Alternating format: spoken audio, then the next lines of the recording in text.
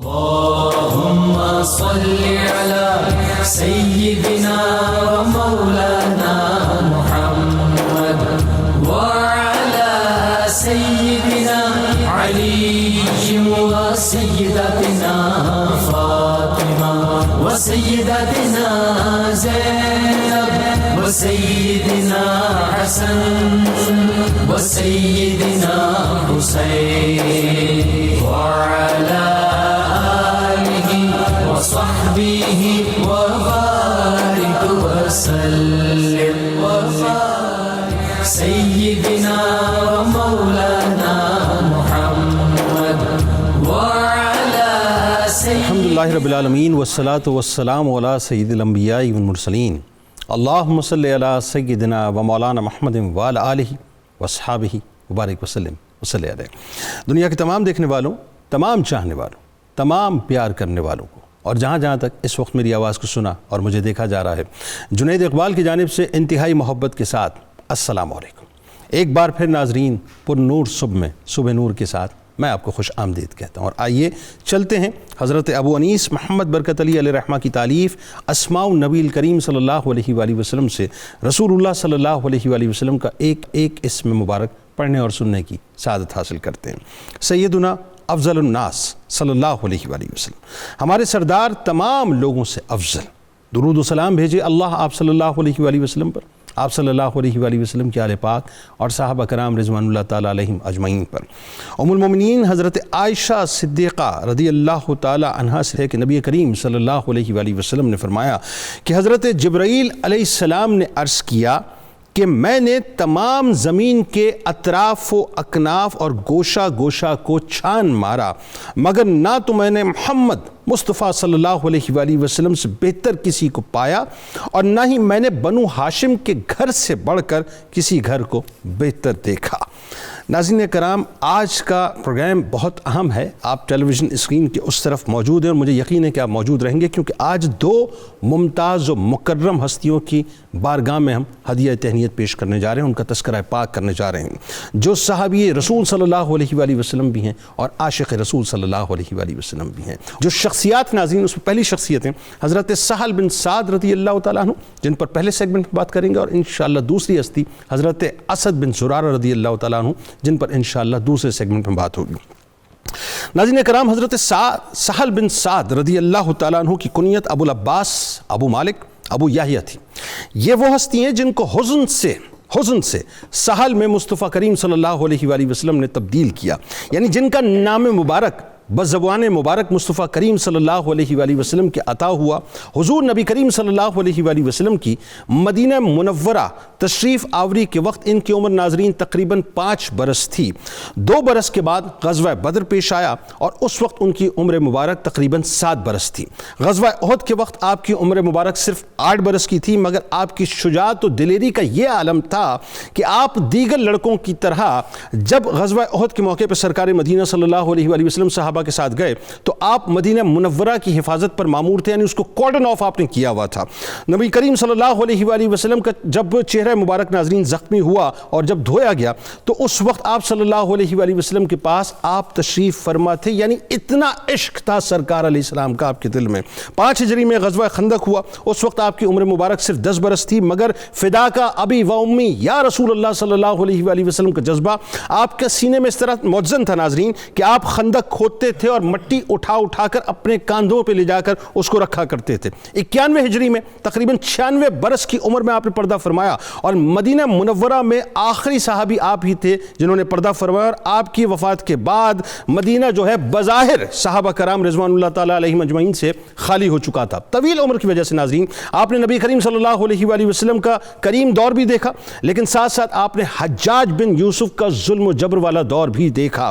آپ کو یاد ہوگا ناظرین کہ سرکار علیہ السلام نے جب ستون حنانہ سے چونکہ آپ ٹیک لگا کر آپ خطبہ دیا کرتے تھے، اور جس وقت وہ منبر میں تبدیل ہوا تو آپ ہی وہ شخصیت تھے جو جنگل دوڑتے ہوئے گئے اور جا کر لکڑیاں لے کر سرکار مدینہ صلی اللہ علیہ وآلہ وسلم کی خدمت میں آئے۔ سرکار علیہ السلام کے پیالے مبارک سے یعنی جو فیضیاب ہونے کا شرف ہے وہ آپ کو عطا ہوا، جو بعد میں حضرت عمر بن عبدالعزیز رضی اللہ تعالیٰ عنہ نے بہت درخواست کر کے آپ سے لے لیا تھا۔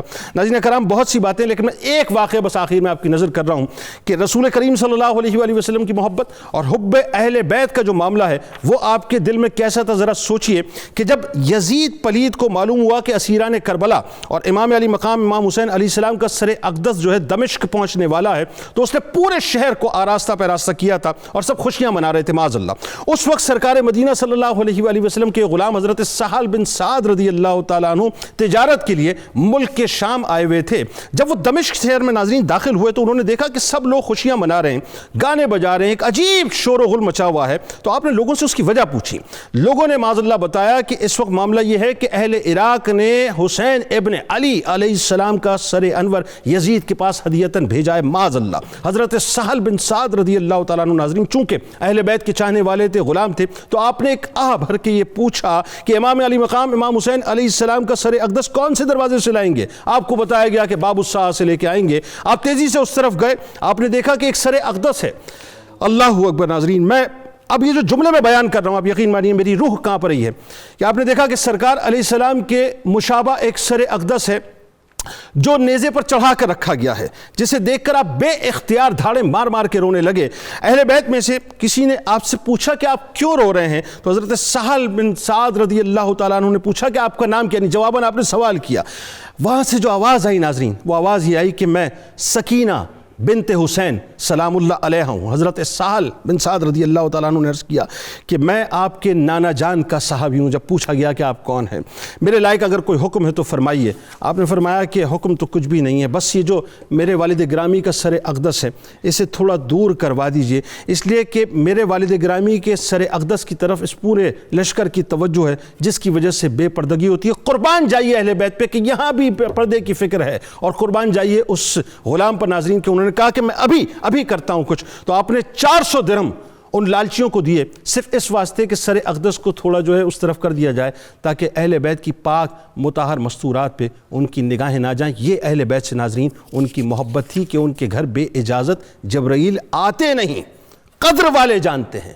حضرت سہل بن سعد رضی اللہ تعالیٰ عنہ۔ اللہم صلی علی سیدنا و مولانا محمد وعلى سيدنا علي وسيدتنا فاطمة وسيدتنا زينب وسيدنا حسن وسيدنا حسين وعلى آله وصحبه وبارك وسلم۔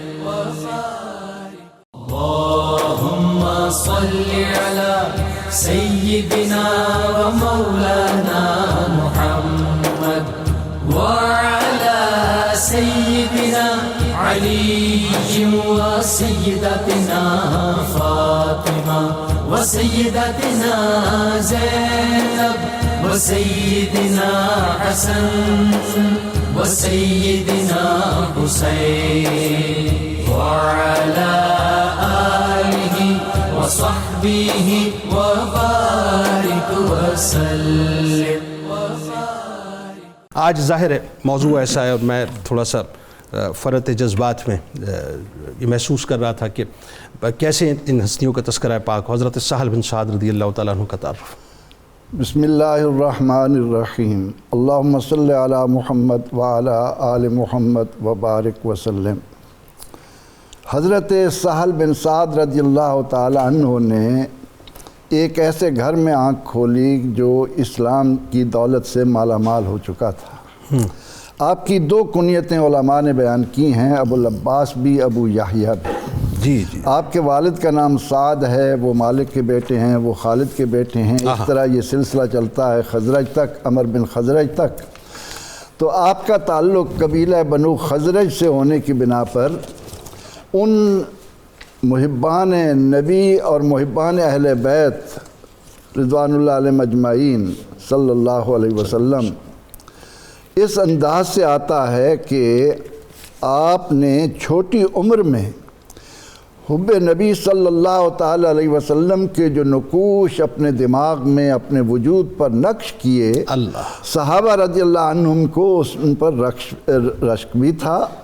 اور پھر آپ کا شان یہ ہے کہ آپ نے نبی اکرم رحمت عالم صلی اللہ تعالی علیہ وسلم کے ساتھ فدائیت میں جیسا کہ آپ نے کہا کہ بچوں کے ساتھ مل کر مدینہ منورہ کی حفاظت بھی کر رہے ہیں، اور غزوہ خندق میں مٹی اٹھا کر، اور وہاں پر جو مناظر آپ دیکھ رہے ہیں کہ کس طرح حضرت جابر بن عبداللہ حضور علیہ الصلوۃ والتسلیم کو بلاتے ہیں، اور تھوڑا سا کھانا سارے صحابہ کھا جاتے ہیں، ختم ہونے میں نہیں آتا، چند کھجوریں ہیں، اور آقا علیہ السلام کی محبت کا عالم یہ ہے کہ ان کو اپنے لیے مختص نہیں رکھتے بلکہ تمام کو بلا لیتے ہیں، بکھیر دیتے ہیں، سب کے لیے اللہ اکبر، کیا بات ہے، تو دسترخوان مصطفیٰ صلی اللہ علیہ وسلم۔ حضرت سہل بن سعد رضی اللہ تعالیٰ عنہ حضور نبی اکرم رحمت عالم صلی اللہ تعالیٰ علیہ وسلم پر فدائیت میں، آپ کے ساتھ محبت میں اس مقام پر تھے کہ کم عمر ہونے کے باوجود آپ نے یہ دیکھا،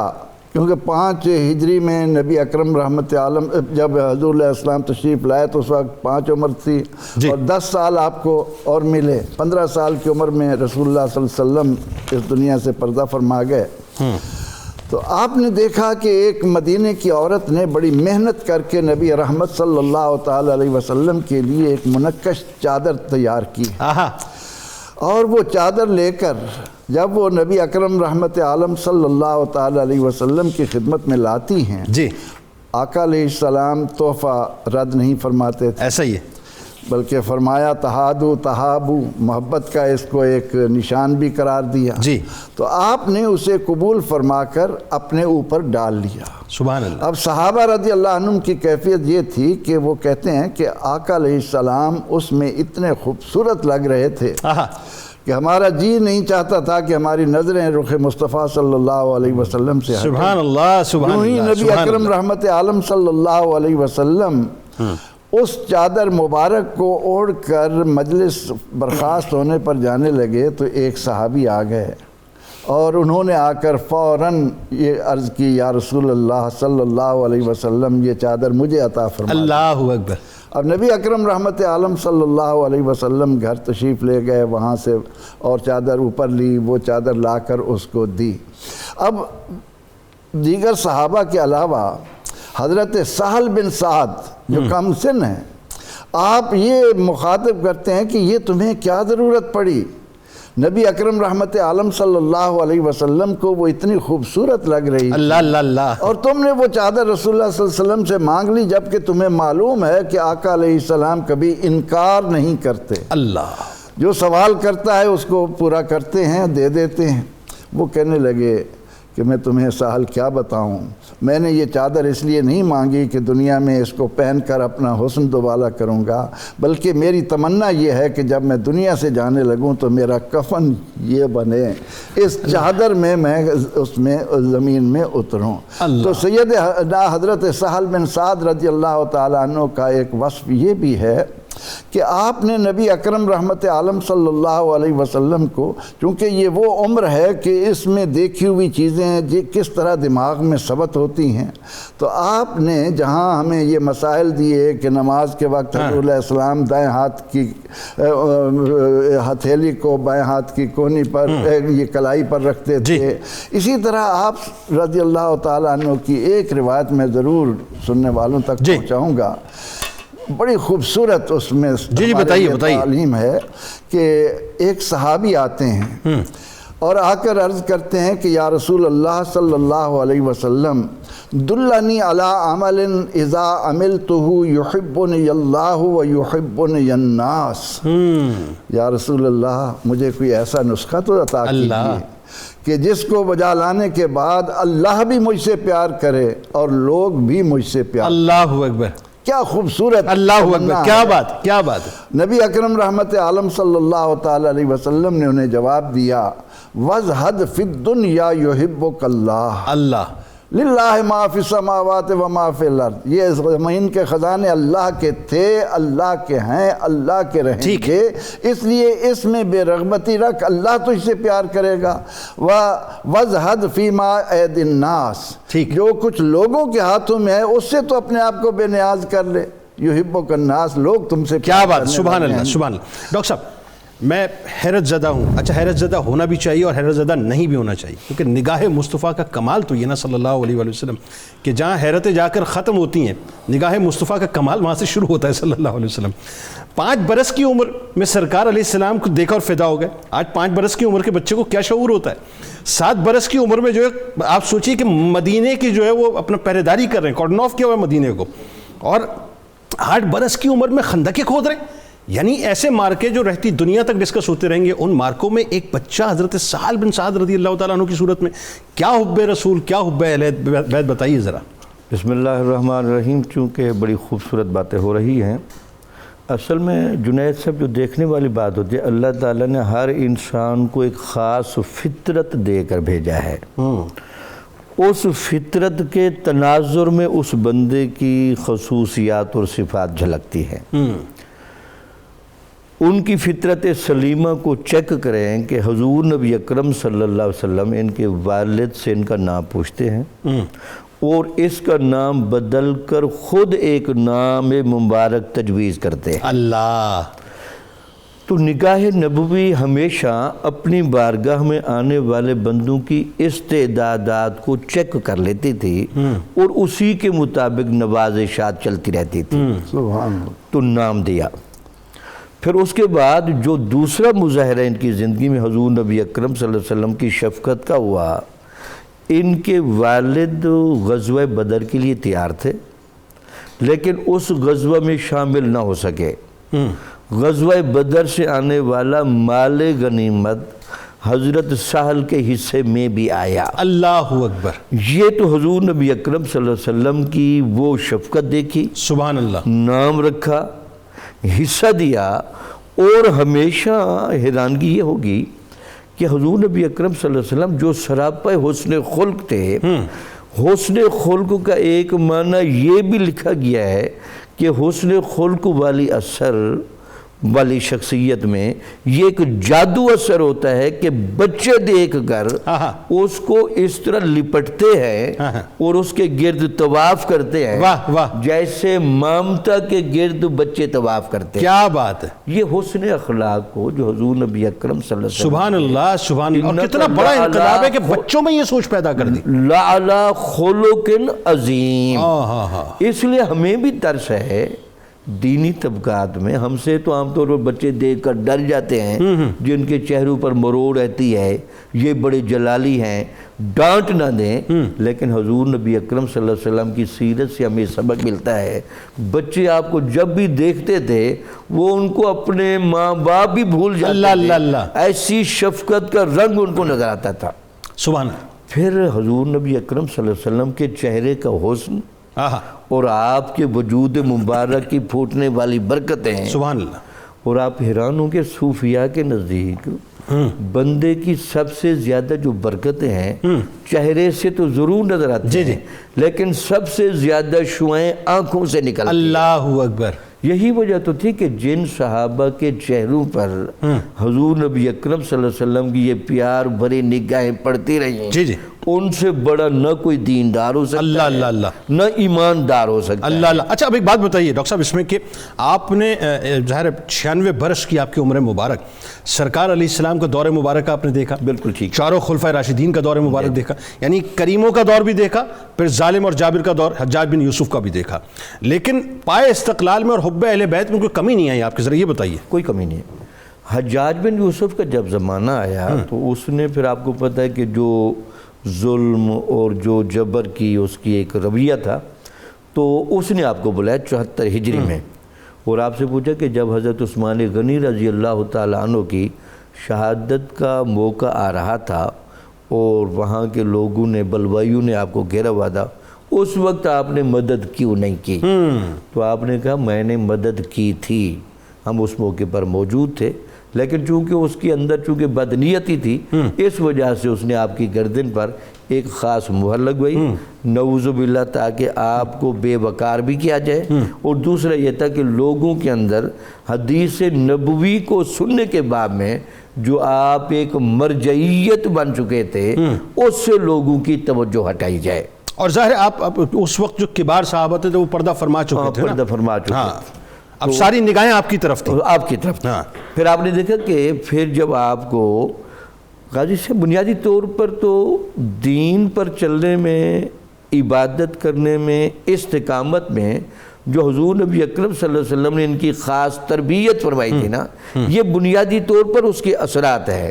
اس لیے جب آپ کو اہل بیت کی محبت کے حوالے سے بھی چیک کیا گیا اور آپ کے سامنے ان کے وہ القابات لیے گئے اور ابو تراب جیسے الفاظ بھی بولے گئے، اور اس کو نعوذ باللہ ان کے اعتبار سے یہ ایک توہین آتی تھی، تو آپ نے ان کو کلیئر کیا کہ ابو تراب کا لفظ چونکہ حضرت علی رضی اللہ تعالیٰ عنہ کے لیے سرکار دو عالم صلی اللہ علیہ وسلم کی زبان مبارک سے نکلا ہے، تو آپ اس لقب کو پسند فرماتے تھے، ٹھیک، بالکل، اور اس کو اعزاز کا باعث سمجھتے تھے، بالکل۔ اچھا، اب اس میں علامہ برکاتی صاحب بھی بتائیے، نبی کریم صلی اللہ علیہ وسلم کو بیر بیضاء سے پانی پلانا ہو یا سرکار علیہ السلام کی دامن محبت سے جو ہے مکمل طور پہ وابستہ رہنا، اور پھر اس کے بعد ان کی ذریت سے بھی اسی انداز سے پیار کرنا ہو، اور پھر جو مرویات آپ سے ملتی ہیں ذرا اس پہ کلام فرمائیے کہ وہ تو بڑی خوبصورت، بڑی حسین مرویات۔ بسم اللہ الرحمن الرحیم۔ بہت ہی پیارے انداز میں گفتگو آگے بڑھ رہی ہے، اور ہر موقع پر یہی ہوتا ہے کہ وقت کی قلت پیش نظر ایسا ہی ہوتی محسوس ہے۔ ہو رہا ہے۔ باقی یہ ہستیاں ایسے ہی ہیں کہ ان کا ذکر ہوتا رہے، ہم سناتے اور سنتے رہے، اللہ کرے بس، تو اللہ تعالیٰ کی رحمتوں اور انہی میں سانسیں پوری ہو جائیں صاحب، بس بات بالکل ایسے ہی ہے۔ حضرت سہل بن سعد رضی اللہ عنہ آپ کے حوالے سے یہ ہے کہ آپ کی ابتدائی عمر، لیکن کوئی بھی اہم ایونٹ، کوئی غزوہ، کوئی سفر ایسا نہیں ہے جس میں انہوں نے شرکت نہ کی ہو۔ یہ ان کا مصطفیٰ کریم رؤوف الرحیم ختم المرسلین صلی اللہ تعالی علیہ وآلہ وسلم کے ساتھ محبت کا سب سے بڑا ثبوت۔ اللہ اکبر۔ آپ دیکھیے خیبر تقریباً 250 کلومیٹر کے فاصلے پہ، وہاں حضور صلی اللہ تعالی علیہ وآلہ وسلم حضرت سیدنا مولا علی المرتضیٰ شیر خدا کے لیے جو پرچم عطا کرتے ہیں اس کو روایت یہ کر رہے ہیں، سبحان اللہ، اور یہ بتا رہے ہیں کہ حضور صلی اللہ علیہ وسلم نے فرمایا تھا لَأُعْتِيَنَّ الرَّأْيَةَ، میں یقیناً ایسے آدمی کو پرچم عطا کروں گا یحب اللہ ورسولہ ویحبہ اللہ ورسولہ، جو اللہ اور اس کے رسول سے محبت کرتا ہے اور اللہ اور اس کے رسول اس سے محبت کرتا ہے، سبحان اللہ۔ اور پھر صبح حضور صلی اللہ علیہ وسلم نے وہ پرچم حضرت سیدنا مولا علی المرتضیٰ شیر خدا کو۔ اچھا، میں نے محسوس کیا کہ اہل بیت اطہار کی محبت کے حوالے سے زیادہ مرویات ان سے مطلب ملتی ہیں ہمیں۔ جی بالکل ایسے، اصل میں مسئلہ یہ تھا کہ چونکہ اس دور میں اہل بیت کے ساتھ بہت سے لوگ حجاج بن یوسف کے طرفدار وہ ظلم کرنا ثواب سمجھتے تھے، چونکہ ایک مذہبی پہلو اس کو دیا جا رہا تھا، تو آپ نے پھر اس کا رد کیا کہ مذہبی پہلو میں اس میں تمہیں سزا ہے، یہ ہستیاں وہ ہیں جن کو حضور صلی اللہ علیہ وسلم نے اپنی رحمت میں شامل حال رکھا۔ اور بتائیے مرویات۔ اور اسی طرح حضرت سہل بن سعد رضی اللہ عنہ سے ایک اور بڑی پیاری روایت ہے جو ہمارے ہاں پہلے تو عمل ہوتا تھا، شاید اب کہیں کہیں ہوتا ہے کچھ دوستوں میں۔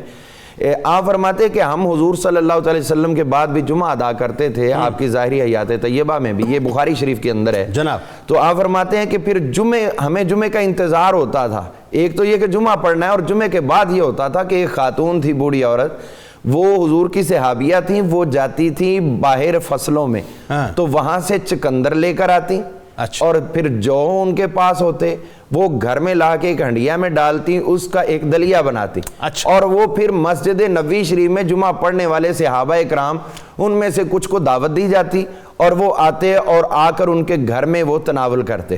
آپ فرماتے ہیں کہ ہمیں اس جمعہ کا انتظار اس لیے بھی رہتا تھا کہ وہ بڑی نفیس دعوت جو ہے وہ ہمارا مقدر سبحان اللہ۔ تو جمعۃ المبارک میں ہم عید کا موقع تو ڈسکس کرتے ہیں کہ خوشیاں سیلیبریٹ کریں، تو جمعہ بھی تو بذات خود اللہ کے رسول صلی اللہ علیہ وسلم نے عید ہی قرار دیا ہے، تو اس کا حقیقی لطف جو ہے وہ عطا کر رہے ہیں کہ اس طرح جمعہ پڑھو سید اور اس کے الايام۔ بعد اللهم صل على سيدنا ومولانا محمد وعلى سيدنا علي وسيدتنا فاطمة وسيدتنا زينب وسيدنا حسن وسيدنا حسين وعلى آله وصحبه وبارك وسلم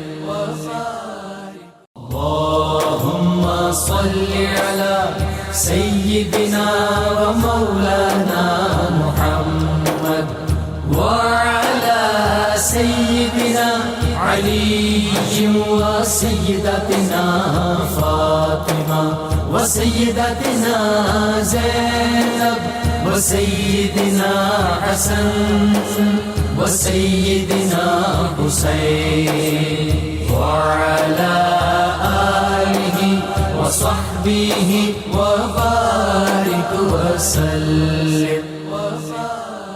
ایک آدھ روایت اور بیان کیجئے، پھر حضرت اسد بن زرارہ رضی اللہ تعالیٰ عنہ کی بارگاہ میں چلتے ہیں، ہدیہ تہنیت وہاں پیش کرتے ہیں. یہ ہم عرض کر چکے کہ سیدنا حضرت سہل بن سعد رضی اللہ تعالیٰ عنہ نے اپنے اندر نبی رحمت صلی اللہ تعالیٰ علیہ وسلم کا جو ایک تعلق پیدا کیا، ان کے ساتھ اپنی وفاداری، ان کی لامحدود محبت سے سرشار ہوئے. وہاں آپ نے امت کو بے شمار خوبیوں سے نوازا. یہ حدیث مبارکہ بھی حضرت سہل بن سعد رضی اللہ تعالیٰ عنہ نے ہم تک پہنچائی کہ پیغمبر رحمت صلی اللہ تعالیٰ علیہ وسلم نے معاشرتی زندگی میں یتیم کے ساتھ حسن سلوک کیسا ہونا چاہیے، کہ آپ صلی اللہ علیہ وسلم نے فرمایا کہ آنا و کافل الیتیم، میں اور یتیم کی کفالت کرنے والا. پھر آقا علیہ السلام نے اپنی دو مبارک انگلیوں کو جوڑ کر فرمایا کہ ہم اس طرح اکٹھے جنت میں ہوں گے، جن کی روشنی میں علماء نے امت کو یہ پیغام دیا ہے کہ صفحہ ارضی پر سب سے بہترین وہ گھر ہے جس میں کسی یتیم کی کفالت کی جا رہی ہے. سبحان اللہ. تو یہ نعمتیں بھی ہمیں ان سے ملی ہیں. سبحان اللہ. آئیے چلتے ذرا حضرت اسد بن زرارہ رضی اللہ تعالیٰ عنہ، کم عمر ترین سردار اپنے قبیلے کے بنو نجار کے، اور کیا فیضان سرکار مدینہ صلی اللہ علیہ وسلم کا آپ کو عطا ہوا. جی ذرا. سیدنا حضرت اسد بن زرارہ رضی اللہ تعالی عنہ، ان کا پیارا نام قیامت تک آنے والے نوجوانوں کو اسلام کی زینت، اسلام کے حسن سے آشنا کرتا رہے گا. جو ہی یہ نبی اکرم رحمت عالم صلی اللہ علیہ وسلم کی خدمت میں حضرت ذکوان بن قیس کے ساتھ پہنچتے ہیں، پیغمبر رحمت صلی اللہ تعالی علیہ وسلم کی زبان اقدس سے قرآن سنا، اتنے متاثر ہوئے، ایمان قبول کر لیا. سبحان اللہ. ایمان قبول کرنے کے بعد وہ مدینہ منورہ میں آ کر متمول تھے، صاحب حیثیت تھے، اور اللہ تعالیٰ نے انہیں مدینہ منورہ میں بڑی عزت سے نوازا تھا. اور جب یہ آقا علیہ السلام کے دامن رحمت سے وابستہ ہو گئے تو اس کے بعد انہوں نے اپنی بقیہ زندگی جو بھی انہیں ملی اسلام کی عظمت کے لیے اس انداز میں صرف کی جو ہمارے لیے مشعل راہ ہے. انہی کی کوششوں سے وہ قافلے گئے، بیعت عقبہ اولیٰ ہوئی، ثانیہ ہوئی، اور جب 72 نفوس حضور نبی اکرم رحمت عالم صلی اللہ علیہ وسلم کے ہاتھ پر بیعت کرنے پر آمادہ ہو گئے تو اس موقع پر حضرت اسد بن زرارہ رضی اللہ عنہ بھی ان کو مخاطب کر رہے تھے کہ یاد رکھو ان کے دامن سے وابستہ ہونے کے بعد وہاں کی جو قوتیں ہیں، یہود ہیں، دوسرے ہیں، وہ تمہارے خلاف ہو جائیں گے. صرف ان سے نہیں بلکہ پورا عرب اور عجم تمہارے خلاف اٹھ کھڑا ہوگا.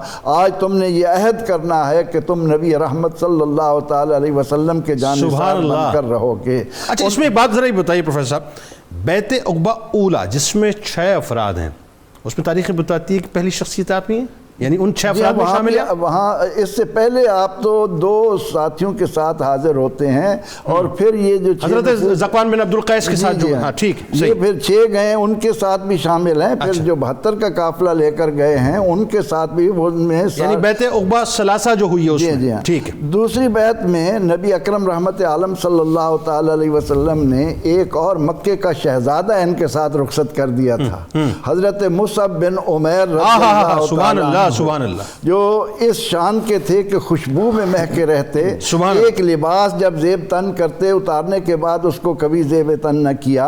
اتنے متمول، اتنے رئیس، اتنے خوبصورت جوان، لیکن جب اسلام قبول کیا تو ماں نے ناراض ہو کر کہا کہ اب میں تم سے کلام نہیں کروں گی، اور گھر والوں نے انہیں بند کر دیا کھانا پینا ان کا ترک ہو گیا، کبھی تھوڑا تھوڑا دیتے۔ ان کے جسم کی کھال، اس شہزادے کی استقامت دیکھیے مکی زندگی میں کہ سخت ہو گئی تھی، تو آپ نے ان کی درخواست پر ان کو ساتھ بھیجا، اور پھر ان دو نوجوانوں نے مدینہ منورہ میں جس انداز سے اسلام کی ترویج کے لیے کام کیا، میں یہاں پر یہ کہنا مناسب سمجھوں گا کہ ریاست مدینہ کے قیام کے لیے جو ضروری بنیادیں ہیں وہ حضرت مصعب بن عمیر رضی اللہ تعالی عنہ تعلیمات دے رہے ہیں اور یہ مسجد کی امامت کر رہے ہیں۔ واہ، یہ دو زرعی اصول جی کہ جس کی بنا پر معاشرتی انقلاب آتا ہے، ذہن استوار ہوتے ہیں، اللہ سے محبت جڑتی ہے، وہ حضرت اسد بن زرارہ رضی اللہ تعالیٰ عنہ، بلکہ حضور علیہ السلام نے ان کو اپنے قبیلے کا نقیب بنا کر بھیجا۔ 12 نقباء میں آپ شامل تھے، اور جب ان کا قبیلہ بھی وہ بنو نجار بات ہی ہے، جی ہاں، جو بڑی محبت کرنے والے، جب ان کا وصال ہو گیا تو ان کی بدولت قبیلے کو کیا اعزاز ملا، اللہ کہ جب قبیلے والے کہتے ہیں کہ یا رسول اللہ صلی اللہ علیہ وسلم، حضرت اسد بن زرارہ رضی اللہ عنہ شہید ہو گئے، ہمارے لیے آپ نقیب مقرر کریں، تو اس موقع پر آقا علیہ السلام نے فرمایا کہ اے قبیلہ بنو نجار، آج کے بعد تمہارا نقیب میں ہوں، مصطفیٰ کریم صلی اللہ علیہ وسلم ہے۔ اچھا، اب اتنا بڑا شرف ظاہر ہے آپ کی وجہ سے، آپ کے صدقے سے رسول اللہ صلی اللہ علیہ وآلہ وسلم نے اس قبیلے کو عطا فرمایا کہ ان کی سرداری جو ہے سرکار علیہ السلام نے مطلب فرمائی۔ اچھا، اب ذرا یہ بتائیے، مدینہ کی اسٹیٹ کی ہم بات کرتے ہیں، ہم کہتے ہیں جی ریاست مدینہ کے قیام میں ایک بہت بڑا کردار حضرت اسد بن زرارہ رضی اللہ تعالیٰ عنہ کا ہے، اور ظاہر ہے جو اولیت کے اعتبار سے جو شرف ہیں آپ کے بہت حوالوں سے، میں چاہتا ہوں ذرا اس پہ کلام فرمائیے۔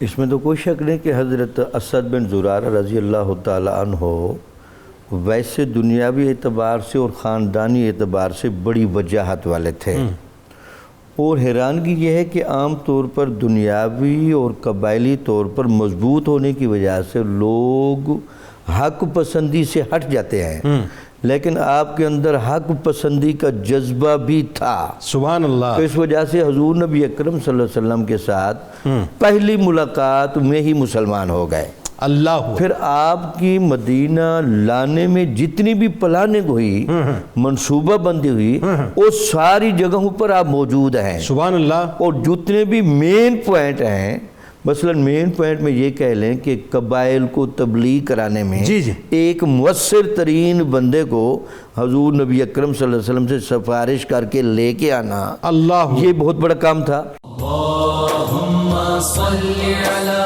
سیدنا و مولانا محمد وعلی سیدنا علی و سیدتنا فاطمہ و سیدتنا زینب و سیدنا حسن و سیدنا حسین وعلی آلہ وصحبہ وبارک وسلم۔ اللہم صلی علی سیدنا و مولانا محمد وعلی سیدنا علی و سیدتنا فاطمہ و سیدتنا زینب و سیدنا حسن و سیدنا حسین وعلی آلہ وصحبہ وبارک وسلم۔ جنت البقیع جس کے لیے ہر عاشق، ہر غلام دعا کرتا ہے کہ یا اللہ بقیع مل جائے۔ بقیع کے یعنی جب بھی تاریخ لکھی جاتی رہے گی، اور تاریخ لکھی جاتی رہی ہے، تا قیامتی شرف آپ کی جو ہے سر اقدس پہ رہے گا کہ بقیع کے پہلے مدفن آپ ہیں، پہلے مدفن۔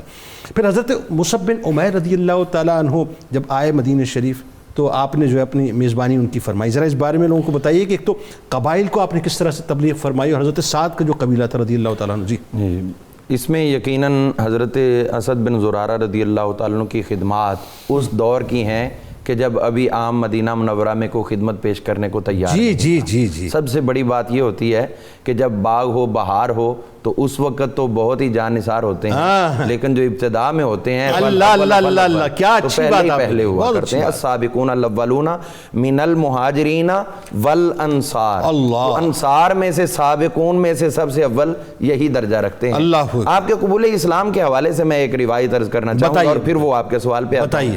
آپ گئے شام تجارت کرنے کی غرض، وہاں سے واپس آ رہے تھے، 40 افراد تھے آپ، تو راستے میں آپ کو ایک مقام پر جب آپ نے پڑاؤ ڈالا تو آپ کو خواب کے اندر یہ بتایا گیا کہ مکہ مکرمہ میں نبی آخر الزمان صلی اللہ علیہ وسلم کی بعثت مبارکہ ہو چکی ہے، اور تم ان کا کلمہ طیبہ پڑھ لو۔ تو آپ نے یہ خواب کے اندر ہی استفسار کیا، بھی آپ جو مجھے دعوت دے رہے ہو پڑھ لو، اس میں خوبی کیا ہے اور حق کیا ہے، میں خام حق کسی کا پڑھوں گا؟ انہوں نے کہا اس کی دلیل یہ تمہیں ملے گی کہ اگلی منزل پر جا کر تمہارے ساتھ جتنے لوگ ہیں یہ سب طاعون کا شکار ہو جائیں گے، ایک شخص ہوگا جس کی آنکھوں میں طاعون کا اثر ہوگا، لیکن تمہیں اللہ تعالیٰ اس بیماری سے محفوظ فرمائے گا۔ سبحان اللہ۔ تو جب اگلی منزل پر پہنچے تو واقعی وہیں پہ طاعون پھیل گیا، اور وہ باقی سارے تاجر جو ہیں وہ وہیں پہ مر گئے، اور ایک جو ہے جس کی آنکھ میں اثر تھا وہ باقی رہ گیا، اور آپ کو اللہ تعالیٰ نے بالکل اس طاعون سے مکمل محفوظ رکھا۔ سبحان اللہ۔ تو یہ آپ کا پہلا تھا حضور صلی اللہ علیہ وسلم کی طرف مائل ہونے کا سٹیپ۔ اچھا، اس کے بعد جب آپ کی خدمت میں حاضر ہوئے، پھر بار بار جاتے رہے، پھر حج کا تو بہانہ تھا، اصل تو حاضری حضور کے در کی تھی۔ اب جب اس کے بعد مطلب اصل و اصول حاضری اس پاک در کی ہے۔ اب یہ ہوا کہ حضور صلی اللہ علیہ وسلم نے ان کے ساتھ 2 شخصیات بھیجی، ایک حضرت مصعب بن عمیر رضی اللہ عنہ اور ایک حضرت عبداللہ بن ام مکتوم رضی اللہ عنہ۔ ان کی ڈیوٹی تھی نمازیں پڑھانے کی اور مصعب بن عمیر کی ڈیوٹی تھی بیان کرنے کی۔ سبحان اللہ۔ اب اس کے بعد یہ ہوا کہ جو پہلا جمعہ آپ نے قائم کیا تھا، اس کے بعد جو بھی جمعہ ہوتا تھا اس میں آپ ایک بکرا ذبح کر کے جمعہ میں شرکت کرنے والوں کی دعوت کیا کرتے تھے، اور یہ اپنی زمین پہ آپ کرواتے تھے، اپنی زمین پہ۔ اس کے بعد یہ ہوا کہ ایک دفعہ حضرت سعد بن معاذ رضی اللہ عنہ چونکہ آپ بھی قبیلے کے سربراہ تھے اور ان کے وہ قریبی تھے، تو انہوں نے کہا میرے خالہ زاد ہیں تو اس طرح معاملہ بگڑ جائے گا اگر میں جا کے ان کو جھڑکوں گا یا ڈانٹوں گا۔ انہوں نے ایک نیا کام شروع کیا، تو اسید بن حضیر رضی اللہ عنہ ان کو ساتھ لیا، تو کہنے لگے آپ جاؤ ادھر اور جا کے پتہ کرو، ان کو ڈانٹ ڈپٹ کرو، یہ لوگوں کو گمراہ کر رہے ہیں۔ انہوں نے حربہ پکڑ لیا، وہی جو حربہ واشی نے حضرت سیدنا امیر حمزہ رضی اللہ عنہ کو شہید کیا تھا، جس سے وہ حربہ پکڑ کر وہ آگے آپ کے پاس اور بڑے آپ کو سخت کلامی کی۔ آپ نے حضرت مصعب بن عمیر رضی اللہ عنہ آپ نے فرمایا بھی آپ کو میں 2 باتیں کرتا ہوں، آپ ہمارے پاس بیٹھو، ہماری بات سنو، اگر سمجھ آ جائے تو قبول کر لو، نہ سمجھ آئے تو پھر آپ حق بجانو، وہ پھر جو مرضی کہتے رہنا۔ انہوں نے کہا آپ نے بات تو انصاف کی ہے واقعی، بیٹھ گئے۔ اس کے بعد انہوں نے قرآن پاک کی تلاوت کی، کئی آیتیں سنائی، ان کے دل کی کیفیت بدل گئی، انہوں نے کہا یہ تو بہت سچی بات ہے، تو آپ نے فرمایا سچی بات ہے تو قبول کرو، انہوں نے کہا میں تیار ہوں۔ آئے تھے سر لینے، سر دینے کی بات ہو گئی۔ تو اب اسید بن حضیر کو آپ نے غسل کروایا، 2 ان کو کلمہ شہادت پڑھا کر 2 نفل ادا کروائے اور واپس آ گئے۔ جب وہ لوگ جمع تھے ادھر، وہ دیکھ رہے تھے چال بدلی ہوئی ہے، ان کی آمد کا انداز بدلا ہوا ہے، وہ جوش اور تھا، اب واپسی پہ ان کا سر جھکا ہوا ہے۔ آ کے انہوں نے بات کی، انہوں نے کہا یار میرے ساتھ یہ ہوا ہے، وہ مانے نہیں، انہوں نے کہا جا کے خود پتہ کر لو۔ سعد بن معاذ رضی اللہ عنہ بھی اسی طرح گئے اور وہی کلام ان کے ساتھ بھی ہوا، پھر ان کی بھی حالت اسی طرح بدلی، اور اس کے بعد جو ہے وہ پھر انہوں نے بھی کلمہ طیبہ پڑھا، وہ بھی آئے، اور جب وہ دوسروں نے دیکھا انہوں نے کہا اس کی بھی حالت بدل گئی، تو فرمایا جیسے انہوں نے مجھے کہا تھا تم بھی جاؤ اور سن کے آؤ۔ اب دیکھیے مصعب بن عمیر شبیہ مصطفیٰ تھے اور زبان مصطفیٰ والا کلام انہوں نے پڑھ کے سنایا، تو یہ بڑے بڑے سرداروں کے دل بدل رہے تھے۔ اور پھر وہ منظر کیوں نہیں ہم یاد کرتے جو حبشہ کے اندر ہوا تھا، اور قرآن پاک نے پوری بیان کر دی، وَإِذَا سَمِعُوا مَا أُنزِلَ إِلَى الرَّسُولِ تَرَىٰ أَعْيُنَهُمْ تَفِيضُ مِنَ الدَّمْعِ مِمَّا عَرَفُوا مِنَ الْحَقِّ۔ یہ ساری وہ چیزیں ہیں جو آپ کے غلاموں نے قرآن سنایا، یعنی اگر میں یہ کہوں تو اپنی زبان میں کتنا، اگر میں کہوں تو غلط نہ ہوگا کہ حضرت اسد بن زرارہ رضی اللہ تعالیٰ عنہ نے بنیادی طور پہ اسکریچ سے کام کیا ہے اور اسلام کی عمارت کی بنیادوں میں جو ہے وہ اپنے خون مبارک جو ڈالا ہے جی، اور جا کے وہ مضبوط ہوئی ہے۔ ابتدا میں آپ نے وہ روایت بیان کر دی، وہ بھی روایت بیان کر دی جو ماں بعد شاید دوسرے کرتے تو ان کا جو ہے درجہ تھا، لیکن ابتدا میں آپ نے خود حضور صلی اللہ علیہ وسلم کی یہ روایت اپنے ساتھ رہنے والوں کو سنائی کہ میں نے معراج والی جو حضور صلی اللہ علیہ وسلم کی وہ رات والی کہ آپ فرماتے ہیں کہ میں آسمان دنیا پر گیا تو وہاں دیکھا ایک بہت ہی خوبصورت جو محل ہے وہ ہیروں سے جڑا ہوا ہے، انتہائی قیمتی موتی لگے ہوئے ہیں اور فرش اس کا سونے کا ہے، اور جب میں اس میں داخل ہوا ہوں، میں پہنچا ہوں تو میں حیرت سے اللہ تعالیٰ کے حضور عرض کرتا ہوں یا اللہ یہ کس کا ہے؟ تو وہاں اللہ تعالیٰ نے مجھے 3 چیزوں کی بشارت عطا کی۔ وہ بشارت یہ دی کہ اے پیارے محبوب کریم صلی اللہ علیہ وسلم، حضرت سیدنا علی المرتضیٰ شیر خدا ان کے لیے ہے وہ امام المتقین ہیں، سبحان اللہ، سید المسلمین ہیں، سبحان اور اللہ، قائد الغر المحجلین ہیں، سبحان یعنی جن کی ایڑیاں قیامت کو چمک رہی ہوں گی یہ ان کے قائد ہوں سبحان گے۔ اللہ۔ پچھلے سیگمنٹ میں جو ہم نے بات کی وہ بھی شان مولا علی المرتضیٰ سبحان اور اللہ، یہ بھی شان سیدنا سبحان مولا علی اللہ، سبحان المرتضیٰ۔ اللہ۔ آپ تینوں کا بہت شکریہ، آپ تشریف لائے۔ آئیے چلتے ہیں کتاب الشفا کی جانب۔ شدید غصے کو دور کرنے کا عمل آپ کے سامنے پیش کرتے ہیں۔ اگر کسی شخص کو شدید غصہ آتا ہو تو 11 بار اعوذ باللہ من الشیطان الرجیم پڑھ کر اپنے آپ پر دم کر لے، انشاءاللہ بہت جلد غصہ ختم ہو جائے گا۔ حضرت علی کرم اللہ وجہ الکریم کا قول مبارک ہے، اے انسان، بڑا کمال قول مبارک، اے انسان تو موت کو کیوں کر بھولتا ہے، حالانکہ اس کے نشان تجھے ہر وقت موت کی یاد دلا رہے ہیں۔ اللهم صل على سيدنا ومولانا محمد وعلى سيدنا علي وسيدتنا فاطمة وسيدتنا زينب وسيدنا حسن وسيدنا حسين وعلى آله وصحبه وبارك وسلم۔